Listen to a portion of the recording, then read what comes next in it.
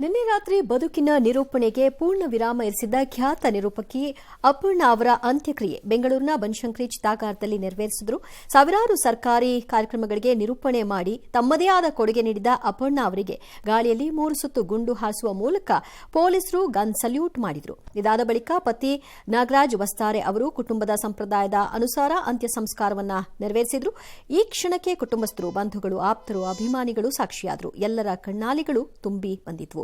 ಖ್ಯಾತ ನಿರೂಪಕಿ ಅಪರ್ಣ ಅಗಲಿಕೆಗೆ ಗಣ್ಯಾತಿ ಗಣ್ಯರು ಕಂಬನಿ ಮಿಡಿದ್ರು. ಮುಖ್ಯಮಂತ್ರಿ ಸಿದ್ದರಾಮಯ್ಯ, ಡಿಸಿಎಂ ಡಿಕೆ ಶಿವಕುಮಾರ್, ವಿಪಕ್ಷ ನಾಯಕ ಅಶೋಕ್, ಬಿಜೆಪಿ ರಾಜ್ಯಾಧ್ಯಕ್ಷ ವಿಜಯೇಂದ್ರ, ಕೇಂದ್ರ ಸಚಿವರಾದ ಕುಮಾರಸ್ವಾಮಿ, ಶೋಭಾ ಕರಂದ್ಲಾಜೆ, ಸೋಮಣ್ಣ ಸೇರಿ ಹಲವರು ಸಂತಾಪ ಸೂಚಿಸಿದರು. ಅವರ ಜೀವನ ಅನೇಕ ಸವಾಲುಗಳಿಂದ ಇದ್ದಿದ್ದು, ತುಂಬಾ ಸವಾಲುಗಳನ್ನ ಇತ್ತು. ಒಂದು ಕೊರಗು ಕೂಡ ಅವ್ರಿಗಿತ್ತು. ಆ ಕೊರಗು ಅವ್ರ ಜೊತೆ ಹೊರಟೋಯ್ತು.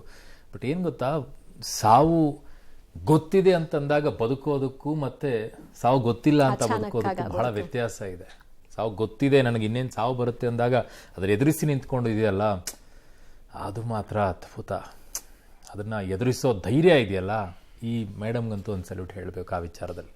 ಅದನ್ನು ಫೇಸ್ ಮಾಡಿರುವಂಥ ರೀತಿ, ಗೊತ್ತಿದೆ ನನಗೆ ಸಾವು ಅಂತೇಳಿ ನಗನಗತ ಸ್ವೀಕಾರ ಮಾಡಿಕೊಂಡು ಖುಷಿಯಾಗಿ 1.5 ವರ್ಷ ಅದನ್ನು ದಾಟ್ಕೊಂಡು ಬಂದರು. ಈಗಲೂ ಕೂಡ ನಿರೂಪಣೆ ವಿಚಾರದಲ್ಲಿ ಒಂದೇ ಒಂದು ಮಾತು ಹೇಳ್ಬಿಡ್ತೀನಿ.